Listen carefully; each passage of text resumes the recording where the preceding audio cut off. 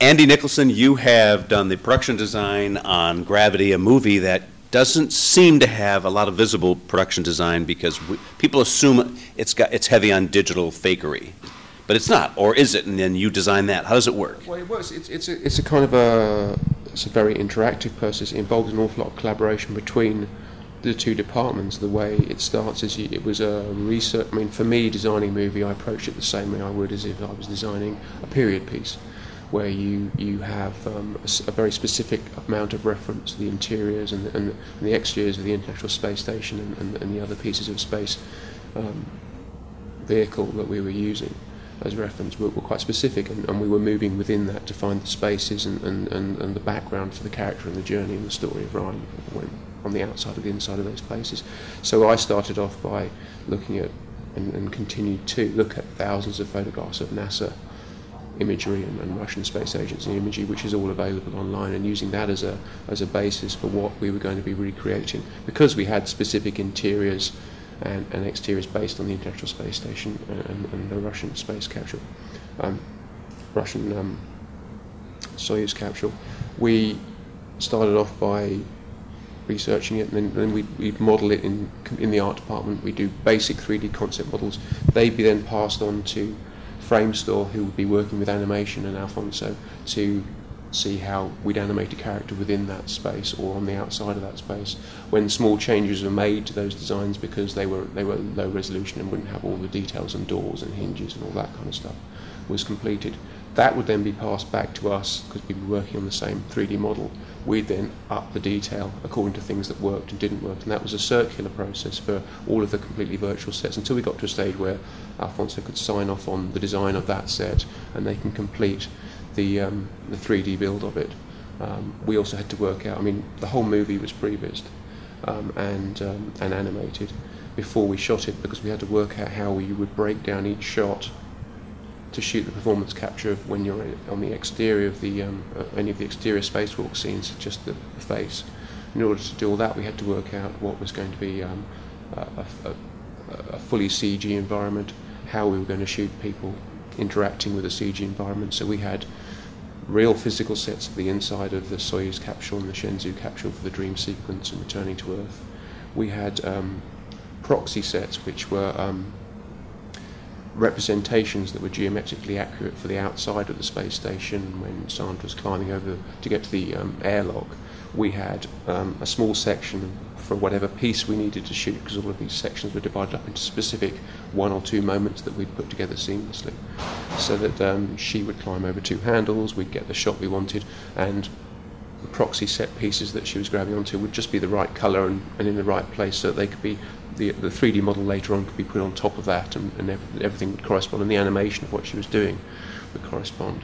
So we would always research and do concept designs of just set interiors. After, a typical conversation would start off with Alfonso. We'd talk about how Sandra was going to move. We'd look at the reference, talk about how Sandra would move through a space, talk about what was important about that space for that period of time in the movie, model that up briefly, send it to Framestore, who would work on it with animation, and we get the notes back, change, and move through that. All of the proxy set builds came out of that. The outside spaces were very much, the space shuttle was the way that was designed, approached it. We had enough reference for a lot of the real things that we could do a fairly accurate reproduction of them. And what we did was just pass on thousands and thousands of annotated photographs and notes, and sometimes even small 3D models of the specific sections that we were talking about, so Framestore would know what to how to execute that, to turn it into something that could be rendered accurately.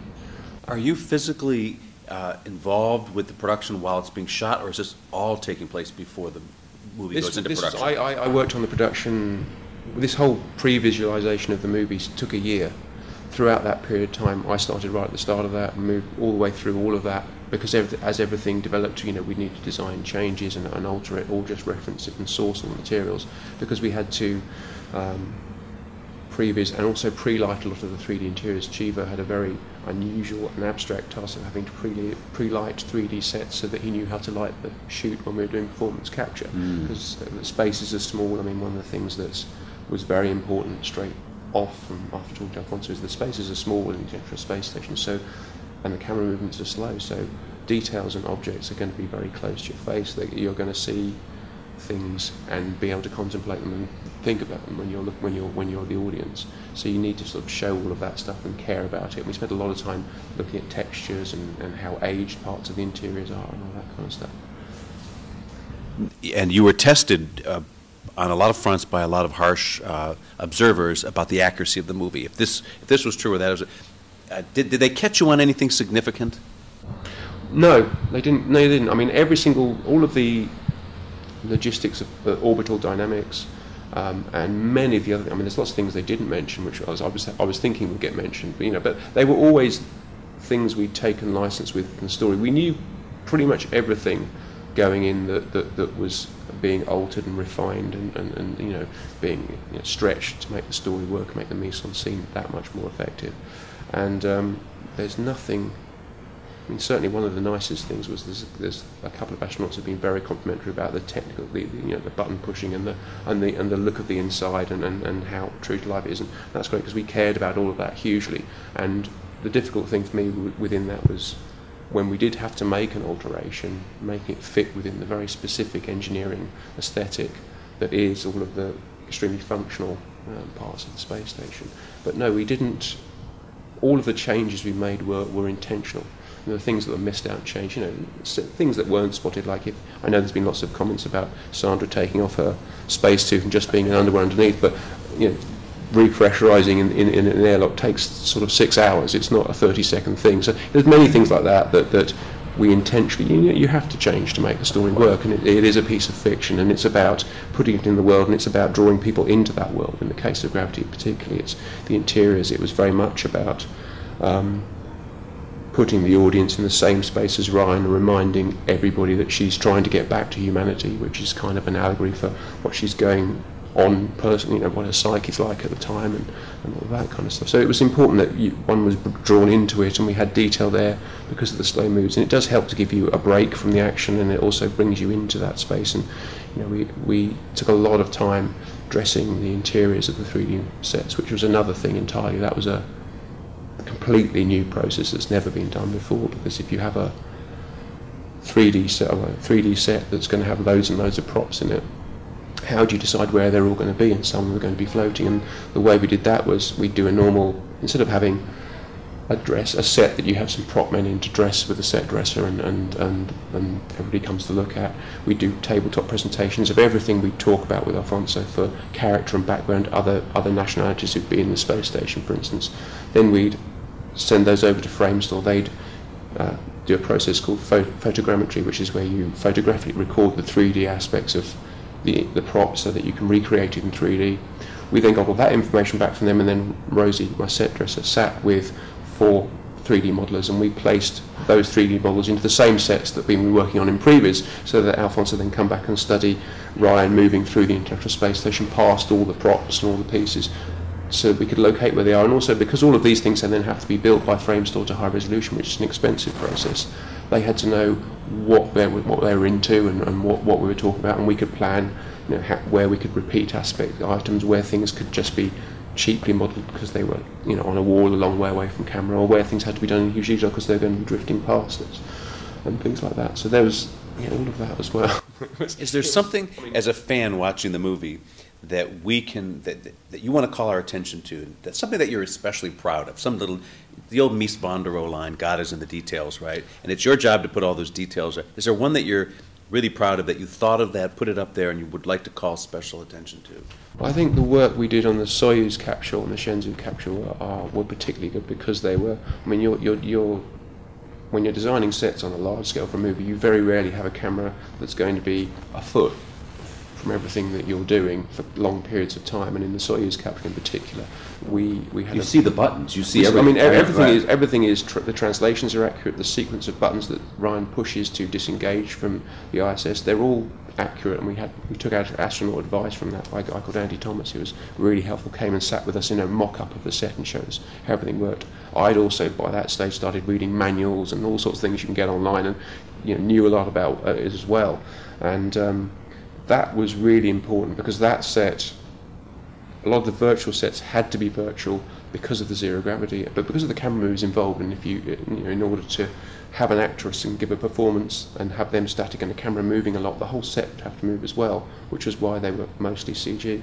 But on the Soyuz set, for the dream sequence, for example, with Ryan and Kowalski talking, the set was built in orange peel segments that could come apart on rails. So when you first start looking at Ryan in the sequence, and the camera then moves through as after Kowalski comes in, and they're talking. Well, I had 16 people, I think it was 16 on the set, moving in and out sections as they went out of camera. On the console, the computer console was divided into 3 sections, so you'd start off seeing that. As soon as the camera moved and needed to go through that, because we'd pre-visited all, we knew this had to happen to the set, so it was a nice way of working out on computer how a physical set would have to be altered later on.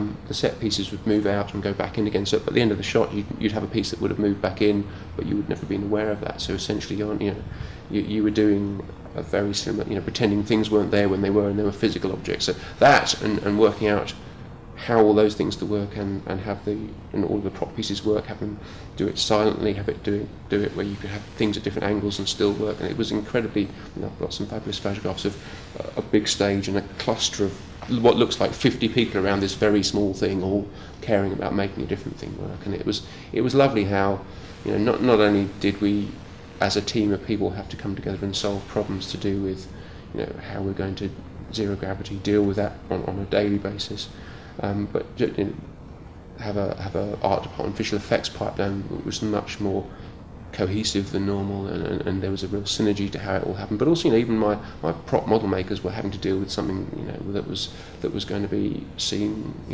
A button that's an inch square is going to be 5 foot square on a big screen, and getting the details of that and paying attention to that was really rewarding and satisfying. And knowing how much we'd really cared about what it looked like, and seeing, because of the slow camera moves mostly, how much you see of that and take it in.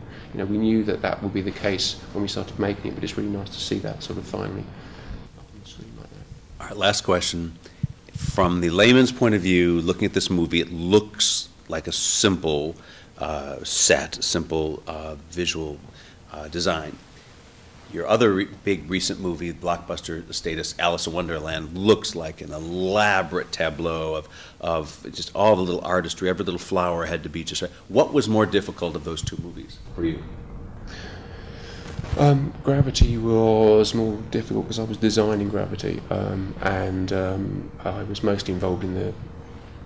Perhaps this doesn't really work as a question for you, but I was involved in the live action shoot a lot more than the 3D CG element of Alice. So for me, although that was all about details because it was specifically about the tree at the start and a whole bunch of other live action stuff, because of the length of time and the involvement and the incredible tenacity with which Alfonso pursues what you're going to have in the story, and knowing and just the amount of information I had to pass on to a company who were going to be working on the film, many months after I left it. I was consulted regularly throughout, but it was that was far more demanding. I was working on the movie for 15 months. It was a long time, and it was a lot of detail, and we researched and cared about everything. I was telling something the other day, our sort of handover package of data to Framestore at the end of the period, even though they were still making stuff, was like it was a 600 gigabyte amount of information, and I know that sort of 30 gigabytes of that were just me writing on endless photographs of this is the texture we want on this, and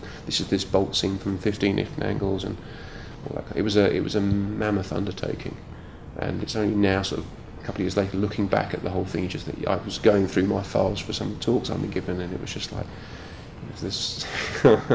It was really detailed, and we cared about everything, and it's nice that so much has been appreciated and commented about that side of it, and I think it's the richness of those details that engage you, and it's important that it does, because that's what we were trying to do from the start.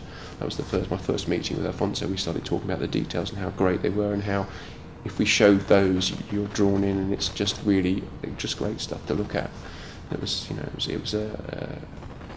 it was communicating all that and making sure that you gave guys who were working on a computer in a room who probably never met you 6 months later, actually probably did meet all of them, but a taste for what that was what that one thing you were trying to bring out in that bolt, or that type of rust on that surface, and all those things, you know, you do see.